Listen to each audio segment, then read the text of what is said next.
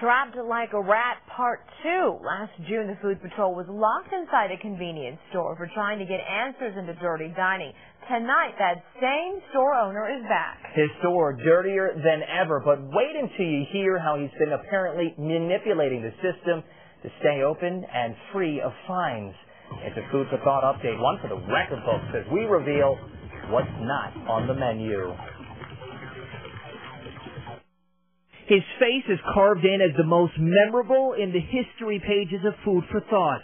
Previn Reddy, owner of the Harrison Conoco on 619 East Harrison in Harlingen, not only mocked the Food Patrol, there's a lot of rodents around here, like you guys, but actually locked the Food Patrol inside his convenience store against our will. Come inside. I'll show you the, let me close the doors. You take that tape out.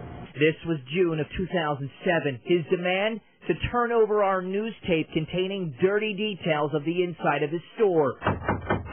This is what aired last year when we tried to escape. Don't touch me, though. Don't touch me. You came in here. Okay, let me tell you something. Don't put your hands on me.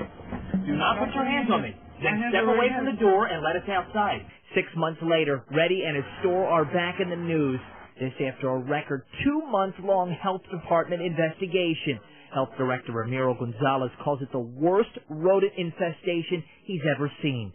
In my tenure since I've been here, that is true. Look at the photos taken from the inside.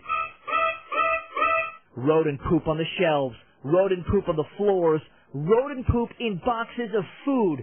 This paperwork shows what's been destroyed as a result of the contamination. Stuff like sunflower seeds, cookies, and candy bars actually gnawed by rats.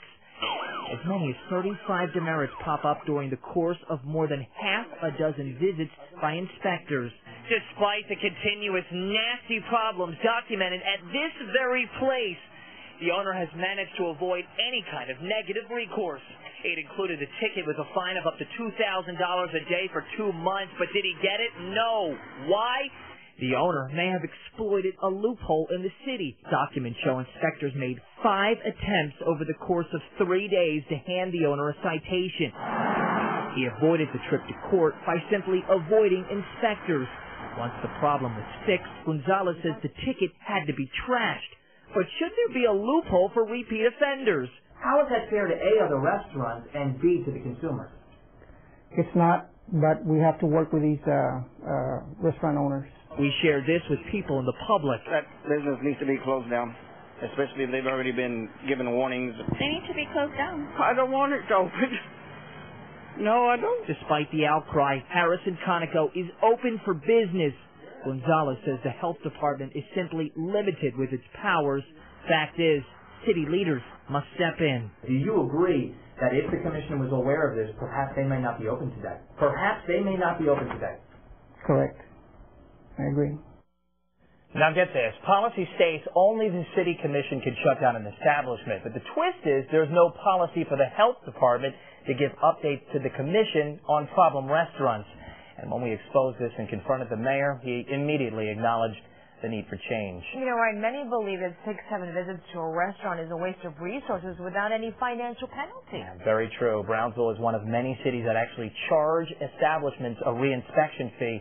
It's something the city of Harlingen is now considering after tonight's Food Patrol investigation. The most important thing is that you are revealing to our audience what is not.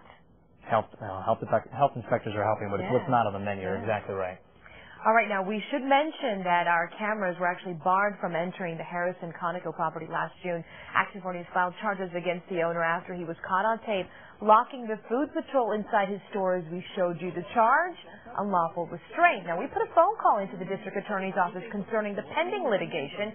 We are told the case is still under review, and we, of course, will continue to follow this to bring you the very latest developments.